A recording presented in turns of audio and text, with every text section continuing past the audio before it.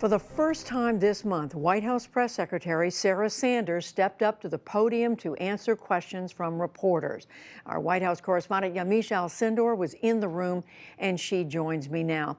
Hi, Yamiche. So the president has made it very clear he is not happy with General Motors for announcing that it is going to close some plants. It's going to lay off thousands of employees. The president is just today, we're learning, given an interview where he's commented on that to the Washington Post. Tell us what you know.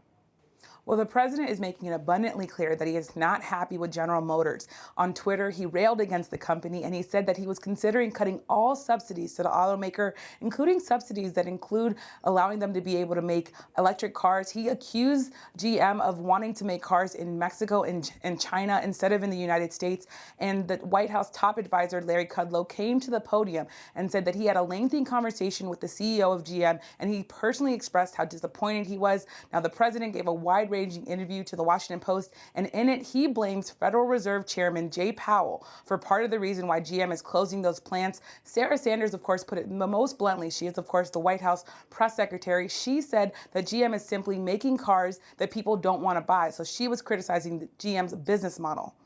Different subject, Yamiche. There's been a lot of speculation about whether the president would pardon his former campaign manager, Paul Manafort, who's very much in the news today. What is the White House saying about that?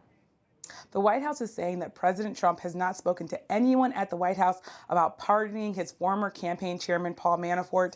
But the president has been going after Bob Mueller and the Russia investigation pretty tough. He tweeted today that Robert Mueller was, quote, a rogue prosecutor and that he was doing tremendous damage to the criminal justice system. But Sarah Sanders said that because President Trump has not fired Robert Mueller yet, and because he has not stopped the Russia investigation, that we should all look at that, reporters and the public included, and as evidence that President Trump is going to continue to let Robert Mueller do his job.